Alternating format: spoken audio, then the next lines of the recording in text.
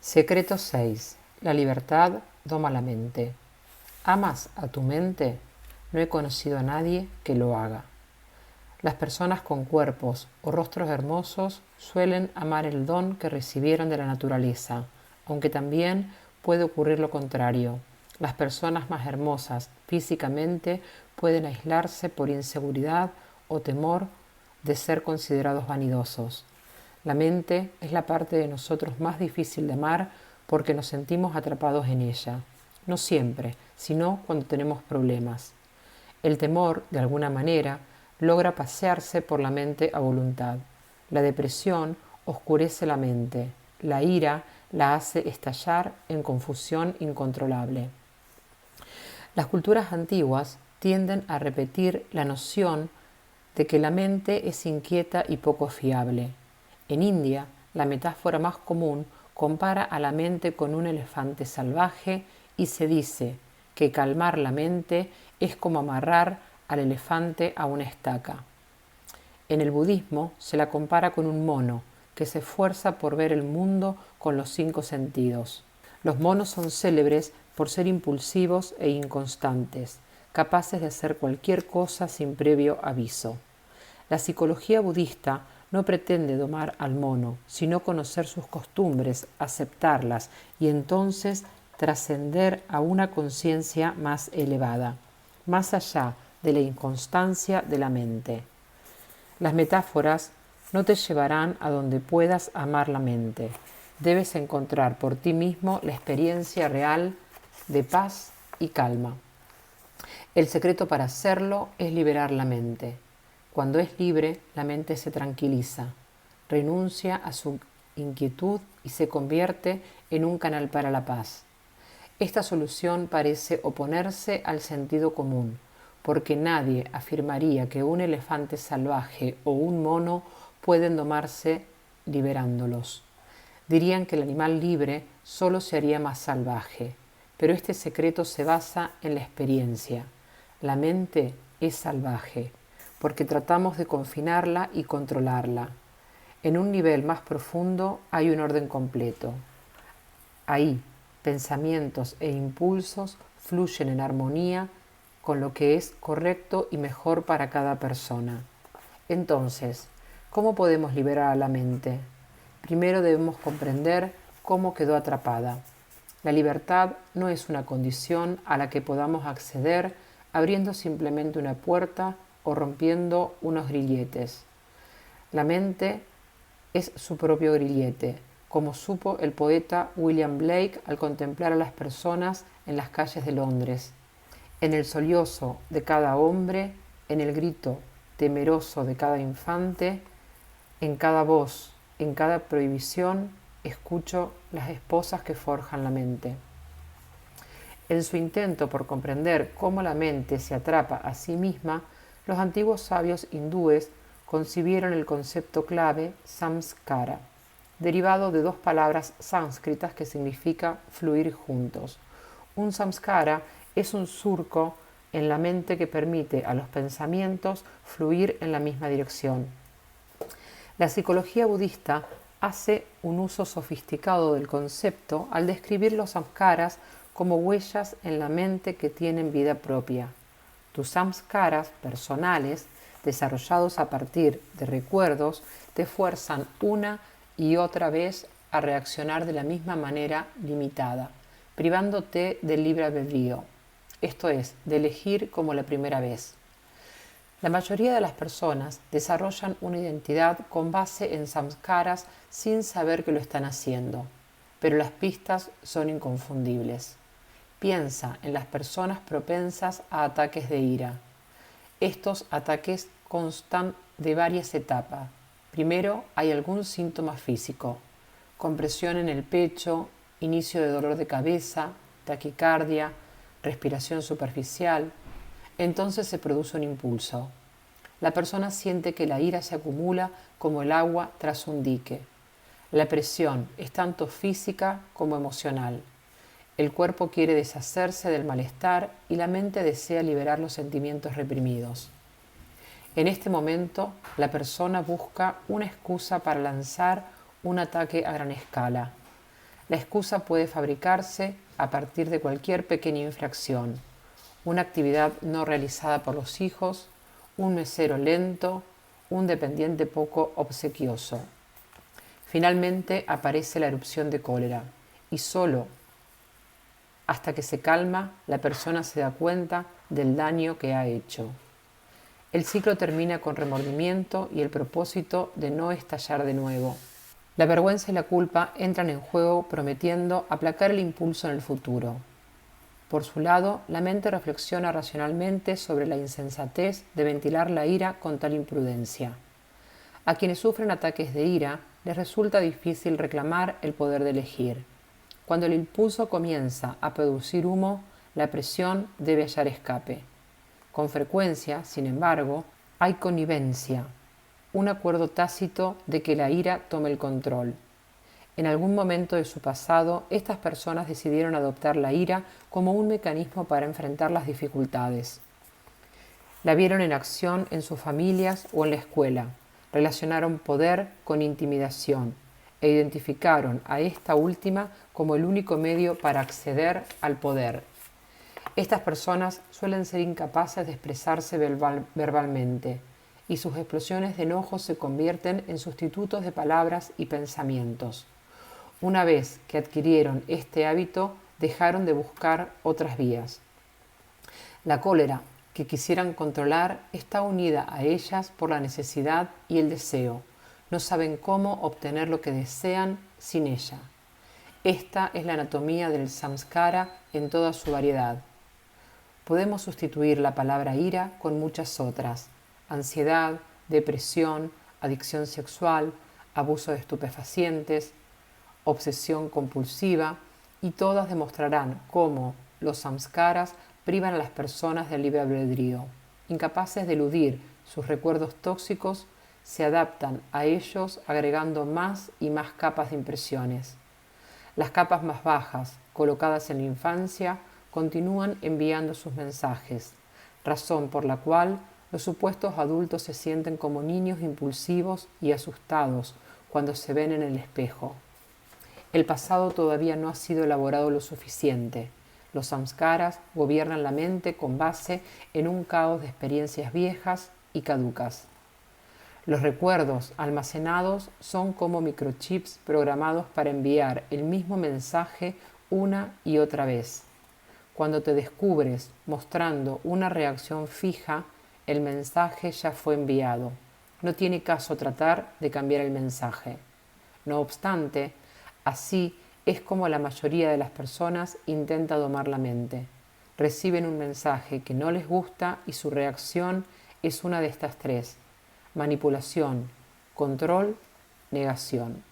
Si los analizas cuidadosamente, resulta claro que estos tres comportamientos se presentan después del hecho.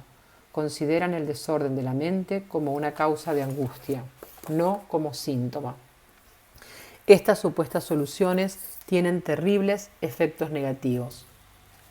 La manipulación consiste en obtener lo que quieres ignorando o dañando los deseos de los demás. Los manipuladores utilizan el encanto personal, la persuasión, la coacción, las artimañas y la falsa información. La idea subyacente es: debo engañar a las personas para obtener lo que quiero. Cuando están realmente inmersos en sus maniobras, los manipuladores incluso llegan a imaginar que están haciendo un favor a sus víctimas. Después de todo, ¿a quién no le gustaría ayudar a una persona tan divertida? Puedes descubrirte cayendo en este comportamiento cuando no escuchas a otras personas, ignoras lo que quieren y crees que tus deseos no tienen un costo para los demás.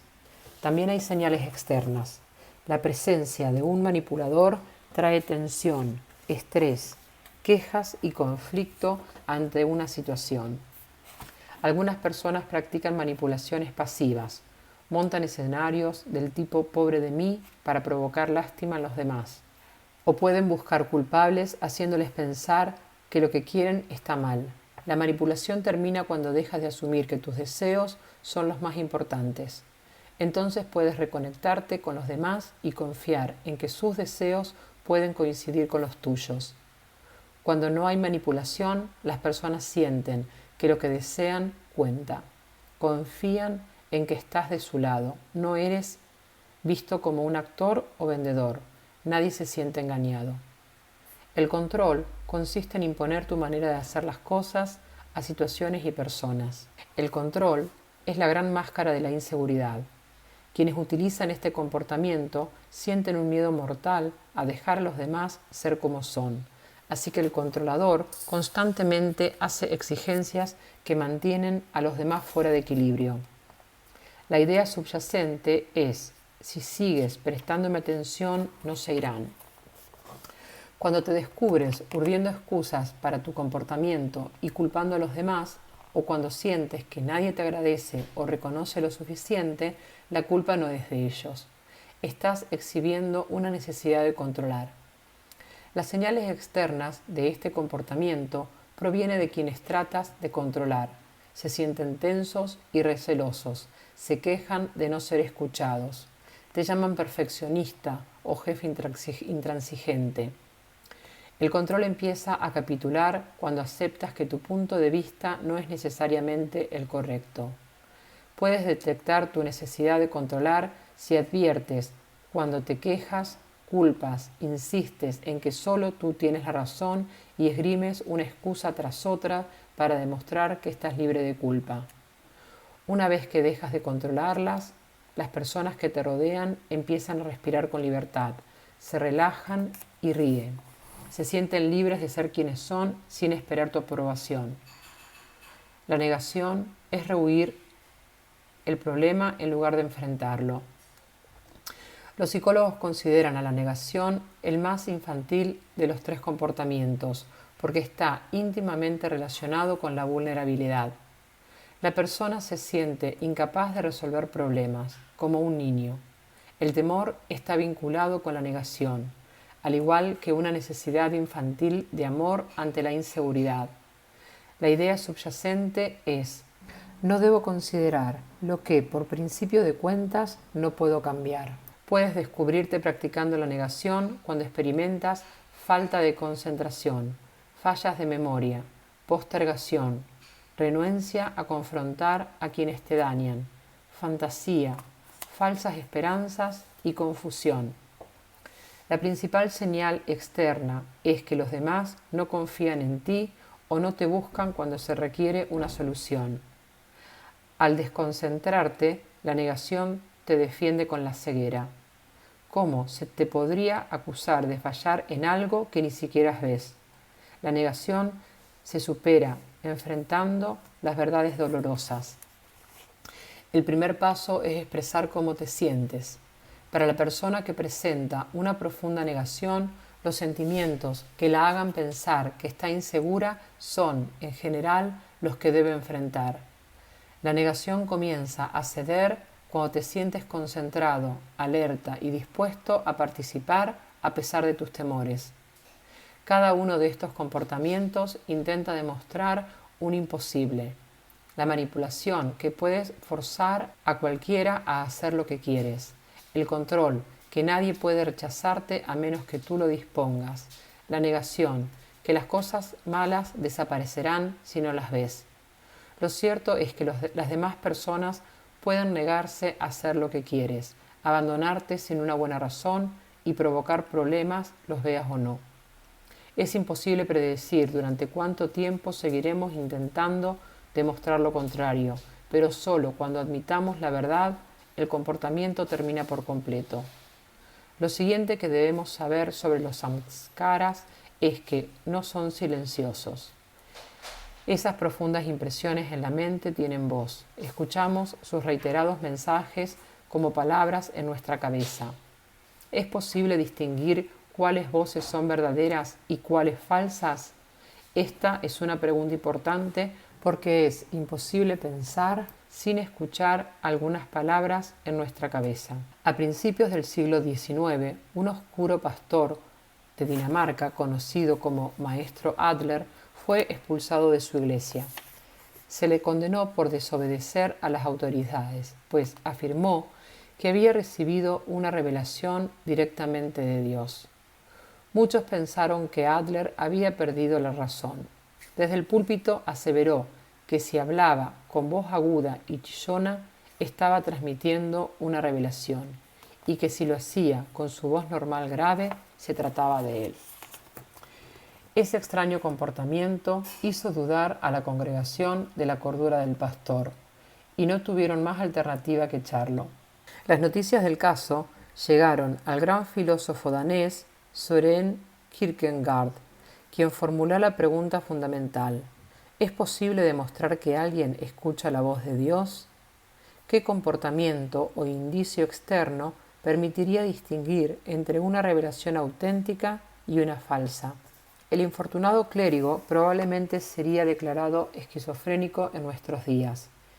Kierkegaard concluyó que Adler no hablaba con la voz de Dios. Sin embargo, también opinó que nadie sabe de dónde provienen las voces interiores. Simplemente las aceptamos, así como el torrente de palabras que llena nuestras cabezas. Una persona profundamente religiosa puede afirmar incluso que cada voz interna es la voz de Dios. Pero hay algo indudable. Todos escuchamos las voces internas de un coro que clama, fastidian, elogian, engatusan, juzgan, advierten, sospechan, descreen, confían, se quejan, expresan esperanza, amor y miedo, sin ningún orden particular. Es demasiado simplista afirmar que todos tenemos un lado bueno y uno malo. Todos tenemos miles de aspectos configurados por nuestras experiencias pasadas. Es imposible calcular cuántas voces estoy escuchando. Siento que algunas se remontan a mi infancia, suenan como huérfanos de mis experiencias más remotas y me suplican que los recoja. Otras son voces adultas y ásperas, y en ellas escucho a personas que me juzgaron o castigaron. Cada voz cree que merece toda mi atención, sin importarle que las otras piensen lo mismo. No hay un yo central que se eleve por encima del alboroto y sofoque ese tumulto de opiniones, exigencias y necesidades. Aquella voz a la que en determinado momento presto más atención se convierte en mi voz, solo para ser desalojada cuando desplazo mi atención. La anarquía de este incesante ir y venir prueba cuán fragmentado estoy.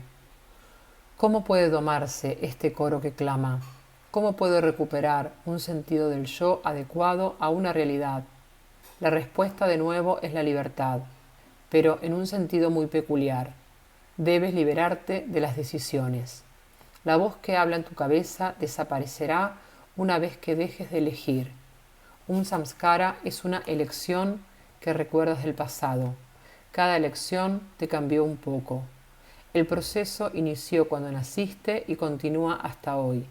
En vez de combatirlo, todos creemos que debemos seguir haciendo elecciones. Como resultado, seguimos agregando nuevos samskara y reformando los viejos. En el budismo, a esto se le llama rueda del samskara, porque las mismas reacciones regresan una y otra vez. En sentido cósmico, la rueda del samskara lleva a las almas de una vida a la siguiente.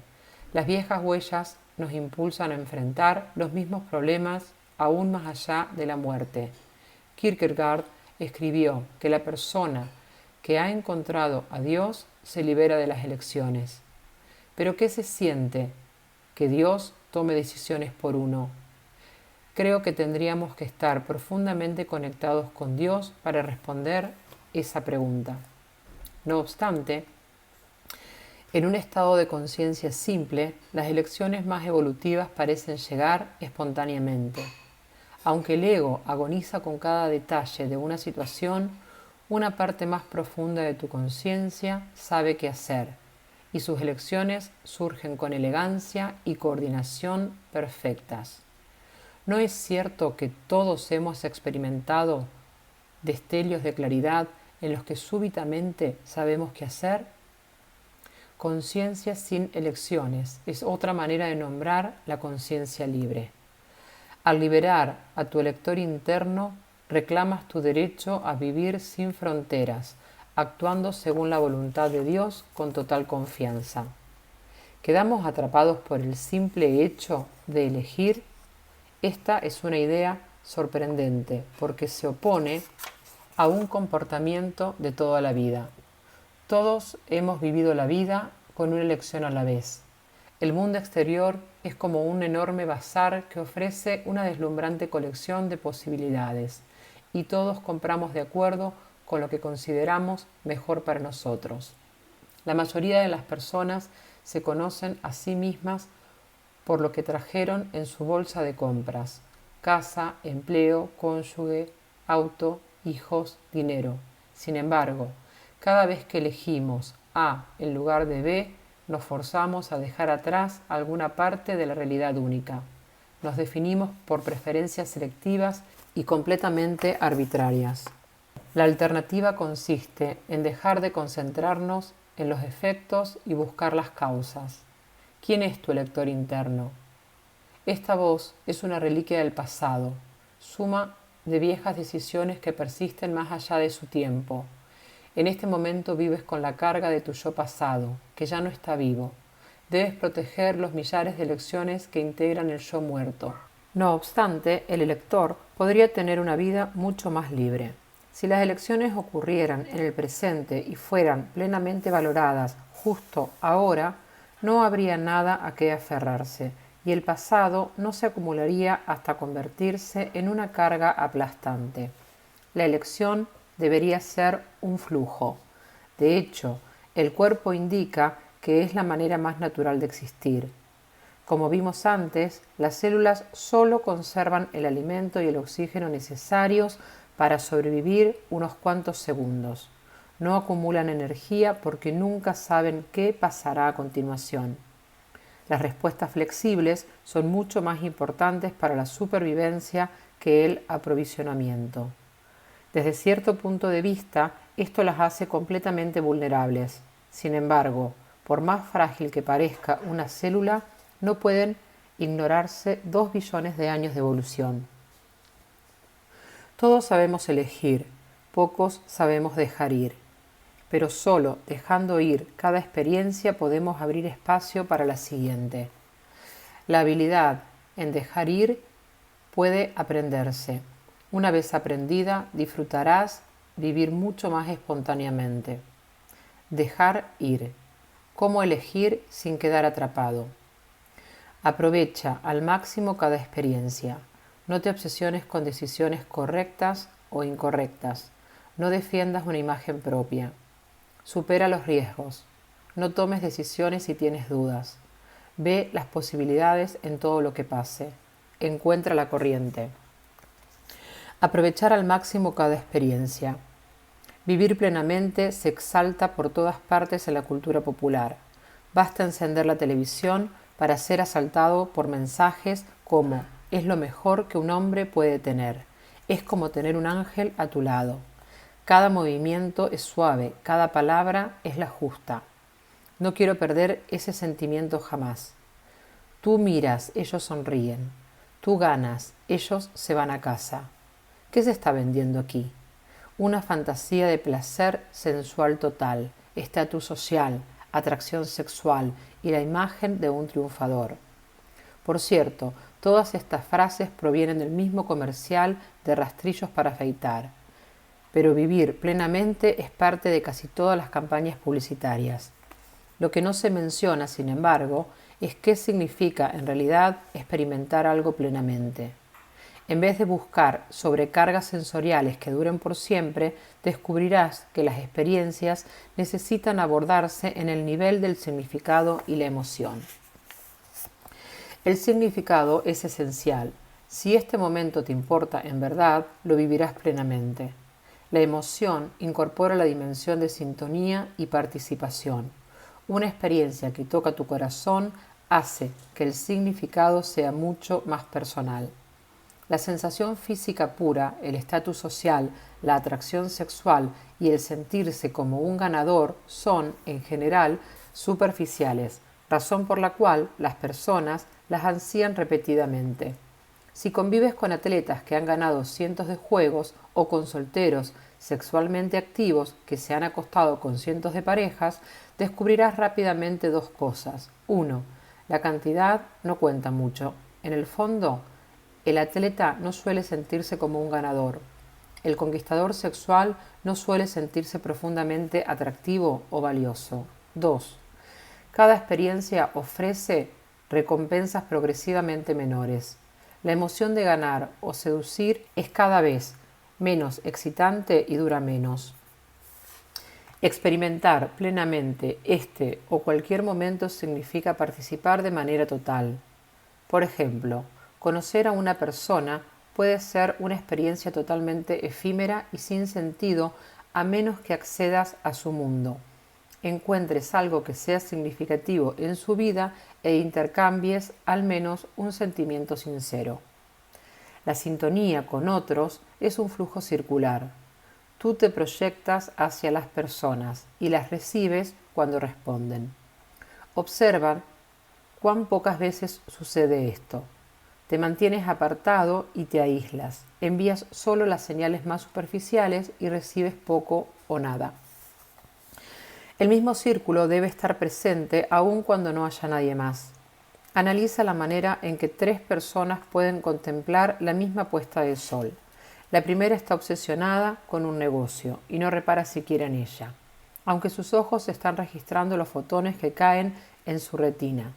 La segunda piensa, bonita puesta de sol, no hemos tenido una así en mucho tiempo. La tercera es un pintor que empieza inmediatamente un boceto del paisaje. La diferencia entre las 3 es que la primera persona no envió ni recibió nada. La segunda permitió que su conciencia recibiera la puesta de sol, pero no pudo transmitir nada. Su respuesta fue automática. La tercera fue la única que cerró el círculo, interiorizó la puesta de sol y la convirtió en una respuesta creativa que envió su conciencia hacia el mundo para dar algo. Si en verdad quieres experimentar plenamente la vida, debes cerrar el círculo. Decisiones correctas e incorrectas. Si te obsesionas por tomar la decisión correcta, estás asumiendo que el universo te recompensará por una cosa y te castigará por otra. Esta es una asunción equivocada porque el universo es flexible, se adapta a todas tus decisiones. Correcto e incorrecto son solo ideas. Inmediatamente escucho fuertes objeciones emocionales a esto. ¿Qué hay del marido perfecto? ¿Qué hay del empleo perfecto? ¿Qué hay del auto perfecto? Todos estamos habituados a actuar como clientes con las personas, los empleos y los autos. Queremos el mejor rendimiento por nuestro dinero. Pero en realidad, las decisiones que calificamos correctas e incorrectas son arbitrarias. El marido perfecto es uno entre cientos o miles de hombres con quienes podrías compartir una vida satisfactoria. El mejor empleo es imposible de definir, pues resulta bueno o malo según decenas de factores que entran en juego después de elegirlo. ¿Quién sabe de antemano cómo son los colegas, cuál es el clima corporativo, si tendrás la idea correcta en el momento indicado? Y el mejor auto puede verse involucrado en un accidente 2 días después de comprarlo. El universo no tiene un programa definido. Una vez que tomas cualquier decisión, él opera alrededor de esa decisión. No hay correcto o incorrecto, solo una serie de posibilidades que pueden cambiar con cada pensamiento, sentimiento y acción que experimentes. Si esto suena demasiado místico, considera de nuevo tu cuerpo. Todos los signos vitales importantes, temperatura corporal, frecuencia cardíaca, consumo de oxígeno, nivel hormonal, actividad cerebral, etc., cambian en el momento en que decides hacer algo. El metabolismo de un corredor no puede ser tan lento como el de alguien que está leyendo, porque sin un consumo mayor de aire y una frecuencia cardíaca más alta, el corredor se sofocaría y sufriría un colapso o espasmos musculares. Las decisiones son señales que indican a tu cuerpo, mente y entorno que se mueven en determinada dirección. Puede suceder que después te sientas insatisfecho con la decisión elegida, pero obsesionarse con las decisiones correctas o incorrectas es lo mismo que no seguir ninguna. No olvides que tú eres el elector.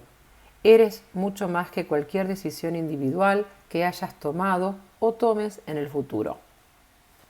Defender una imagen propia. A lo largo de los años has construido una imagen idealizada que llamas yo y defiendes. Esta imagen incluye todas las cosas que deseas te conciernen. De ella están desterrados todos los aspectos vergonzosos, culpables y amenazantes que ponen en peligro tu confianza en ti. Pero esos mismos aspectos que intentas rechazar regresan como las voces más insistentes, más exigentes de tu cabeza. Ese destierro da lugar al caos de tu diálogo interno y por tanto tu ideal se erosiona aun cuando haces todo lo posible por verte bien y sentirte bien contigo mismo. Para sentirte en verdad bien contigo mismo, renuncia a tu imagen propia. Inmediatamente te sentirás más abierto, permeable y relajado. Vale la pena recordar un comentario sorprendente del renombrado maestro espiritual hindú Nisargadatta Maharaj.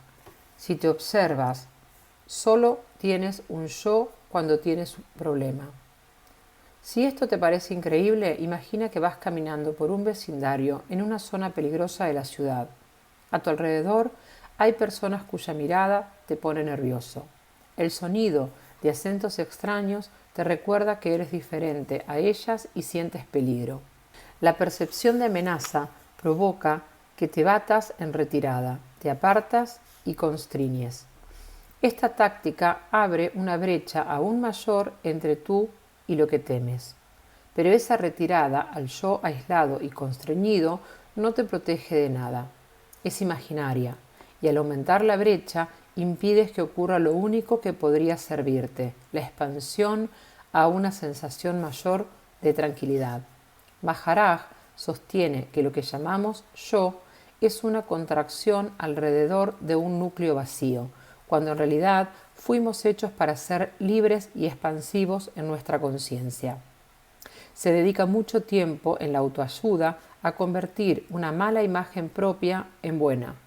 Aunque esto suena razonable, todas las imágenes propias tienen el mismo inconveniente. Te recuerdan a quién fuiste, no quién eres. La idea misma del yo está cimentada en recuerdos, y esos recuerdos no son tú. Si te liberas de tu imagen propia, serás libre de elegir como si fuera la primera vez. La imagen propia mantiene la realidad a raya, particularmente en el nivel emocional.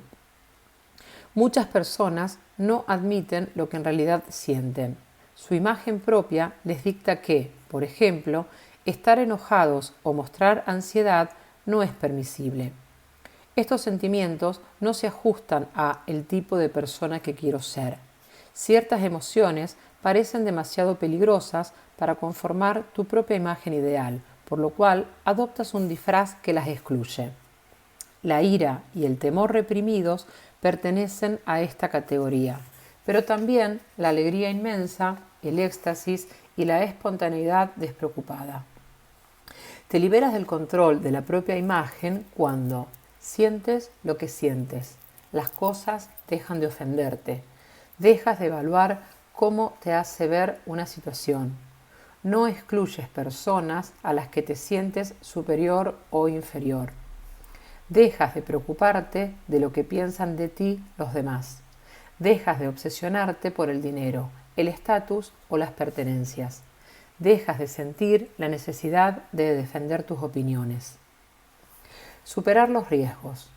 Mientras el futuro siga siendo impredecible, toda decisión implica algún nivel de riesgo. Por lo menos, esa es la historia aceptada universalmente.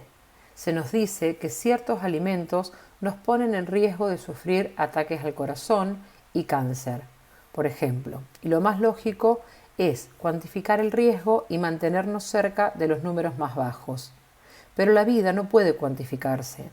Por cada estudio que demuestra un hecho cuantificable sobre las cardiopatías, por ejemplo, que las personas que beben 1 litro de leche al día son 50% menos propensos a sufrir ataques al corazón severos. Hay otro estudio que demuestra que el estrés eleva el riesgo de sufrir cardiopatías, solo si la persona es susceptible a él. Hay quienes lo disfrutan. El riesgo es mecánico. Supone que no hay inteligencia detrás de las situaciones, solo un cierto número de factores que producen cierto resultado. Tú puedes superar los riesgos si sabes que hay inteligencia infinita operando en la dimensión oculta de tu vida. En el nivel de esta inteligencia, tus elecciones siempre están respaldadas. El propósito de evaluar los riesgos sería ver si tu línea de acción es razonable. El análisis de los riesgos no debe desestimar los factores más importantes evaluados en el nivel de la conciencia profunda. ¿Siento que esta elección es adecuada para mí? ¿Me interesa lo que conduce a esta elección? ¿Me agradan las personas implicadas? ¿Esta decisión es buena para mi familia en conjunto? ¿Esta decisión es apropiada en esta etapa de mi vida? ¿Me siento justificado moralmente para tomar esta decisión? ¿Esta decisión me ayudará a crecer? ¿Tendré la oportunidad de ser más creativo y sentirme inspirado por lo que estoy a punto de hacer? Cuando estas cosas salen mal, las elecciones no resultan.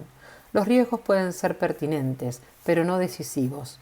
Quienes pueden evaluar sus elecciones en el nivel profundo de la conciencia se alinean con la inteligencia infinita y por tanto tienen más posibilidades de éxito que quienes hacen muchos cálculos. En caso de duda, es difícil dejar ir cuando no sabes si tomaste la decisión correcta. La duda persiste y nos ata al pasado. Muchas relaciones terminan en divorcio debido a la falta de compromiso, pero esa falta de compromiso no se desarrolló con el tiempo. Estaba presente desde el principio y nunca se resolvió. Es importante no tomar decisiones fundamentales si tienes dudas. El universo favorece las acciones cuando han comenzado. Esto significa que al tomar una dirección, pones en marcha un mecanismo que es muy difícil revertir.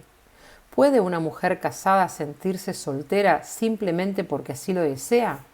¿Puedes sentir que no eres hijo de tus padres simplemente porque crees que sería mejor tener otros? En ambos casos, los lazos con una situación, una vez dada, son fuertes. Sin embargo, cuando tienes dudas, detienes momentáneamente al universo. No favorece ninguna dirección en particular. Esta pausa tiene un aspecto bueno y otro malo. El bueno es que te das espacio para tomar conciencia de más cosas y con más conciencia el futuro puede ofrecerte nuevas razones para actuar de una u otra manera. El aspecto malo es que la inercia no es productiva. Sin elecciones no puedes crecer ni evolucionar. Si las dudas persisten, debes liberarte del estancamiento. La mayoría de las personas lo alcanza zambulléndose en la siguiente elección, viviendo la vida al azar. Esto no funcionó, lo mejor será que haga otra cosa, no importa qué. Por lo general, las personas que eligen de esta manera arbitraria, incursionando imprudentemente por la casa vecina, el próximo empleo, la siguiente relación que se presenta, resultan ser calculadoras en exceso.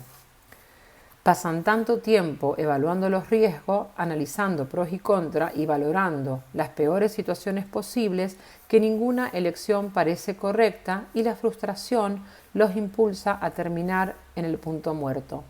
Irónicamente, estos saltos irracionales a veces funcionan. El universo tiene más cosas guardadas para nosotros de las que podemos predecir y las malas elecciones, con frecuencia, se resuelven favorablemente porque nuestras aspiraciones ocultas saben a dónde vamos.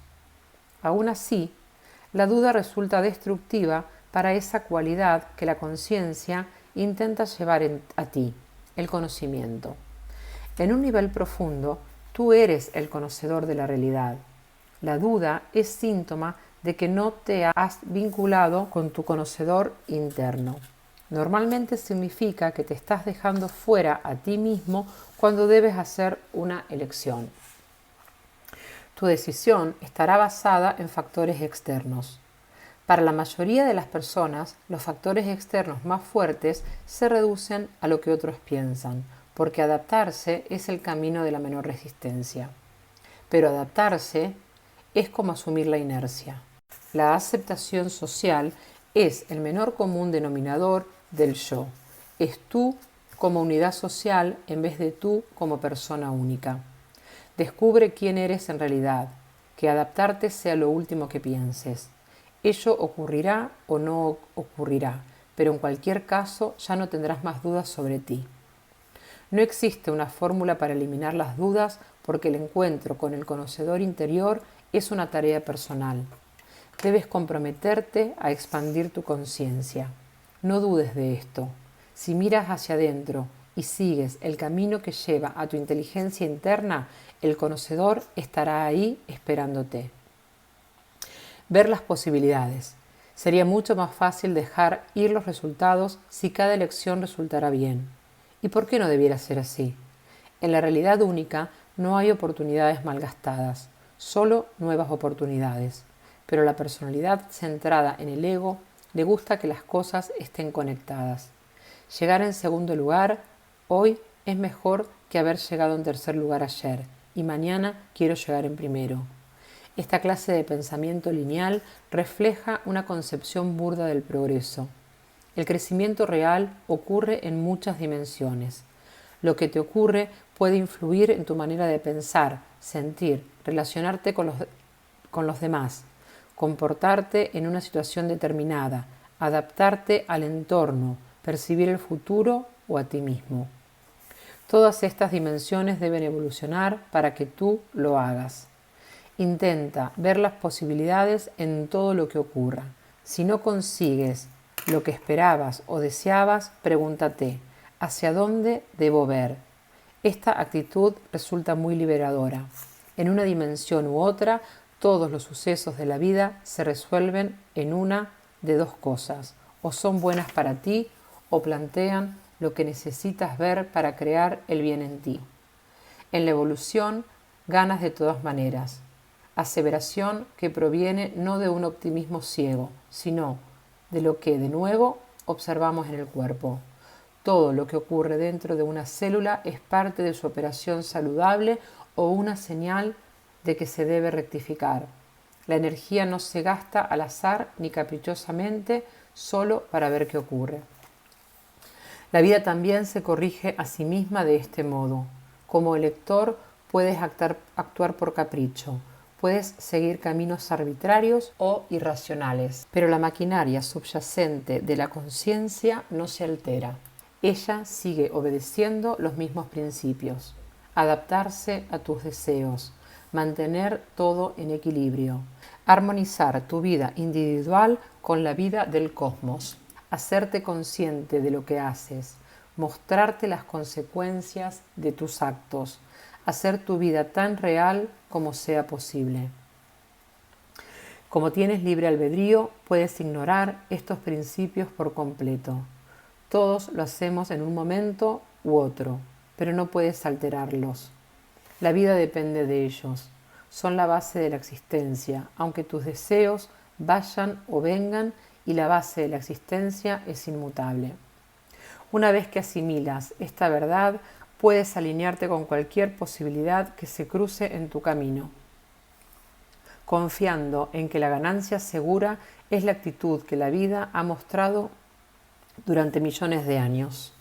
Encontrar la corriente de la alegría. Mi imaginación quedó cautivada por un episodio de las aventuras de Carlo Castaneda, cuando su maestro, don Juan, lo envía con una bruja que tiene la capacidad de adoptar la percepción de cualquier criatura. La bruja permite a Castaneda sentirse exactamente como una lombriz de tierra. ¿Qué percibe él? Enorme excitación y poder. En vez de ser la minúscula criatura ciega que la lombriz parece a ojos humanos, Castaneda se siente como una excavadora que aparta cada grano de tierra como si tratara de una roca. Es imponente y poderoso. En vez de parecerle un trabajo pesado, la excavación es motivo de euforia, la euforia de alguien que puede mover montañas con su cuerpo.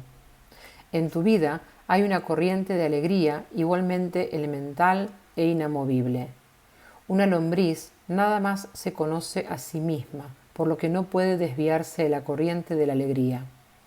Tú puedes dispersar tu conciencia en cualquier dirección y con ello distraerte de la corriente.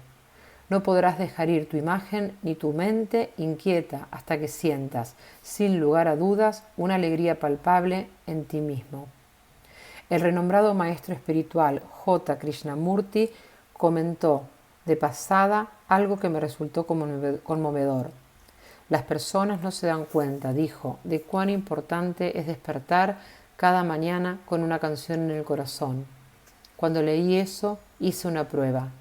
Pedí en mi interior escuchar la canción y durante algunas semanas, sin otra participación de mi voluntad, percibí una canción. Era lo primero que venía a mi mente cuando despertaba. Pero también sé que Krishnamurti hablaba metafóricamente. La canción significa alegría en la existencia, una alegría independiente de buenas o malas elecciones. Pedirte esto a ti mismo es lo más fácil y lo más difícil, pero no permitas que pase de largo. No importa cuán compleja se haga tu vida. Mantén ante ti la visión de liberar tu mente y cuando lo logres serás acogido por una corriente de felicidad. Cambia tu realidad para albergar el sexto secreto. El sexto secreto trata sobre la vida sin elecciones. Como todos tomamos nuestras decisiones muy en serio, adoptar esta actitud requiere un cambio importante. Puedes empezar hoy con un sencillo ejercicio. Siéntate unos minutos y evalúa alguna de las elecciones más importantes hechas a lo largo de los años. Toma una hoja de papel y traza 2 columnas, encabezadas así: buena elección y mala elección. En cada columna escribe al menos 5 elecciones relacionadas con los momentos que consideres más memorables y decisivos de tu vida hasta ahora. Probablemente empezarás con los momentos decisivos que compartimos casi todas las personas. La relación importante que se vino abajo, el empleo que rechazaste o que no obtuviste, la decisión de elegir una profesión. Pero asegúrate de incluir elecciones privadas que solo tú conoces, la pelea de la que huiste, la persona que no te atreviste a confrontar, el momento de valor cuando venciste un temor profundo. Cuando tengas tu lista, piensa en una cosa buena que haya resultado de malas elecciones y una cosa mala que haya resultado de elecciones buenas. Este ejercicio permite desechar etiquetas y entrar en contacto con la flexibilidad real de la vida. Si prestas atención, comprobarás que no solo una, sino muchas cosas buenas resultaron de malas decisiones, mientras que muchas cosas malas están enmarañadas en decisiones buenas.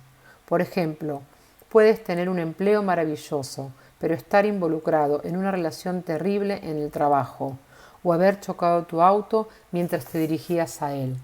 Puedes estar feliz de ser madre, pero saber que ello restringe drásticamente tu libertad personal.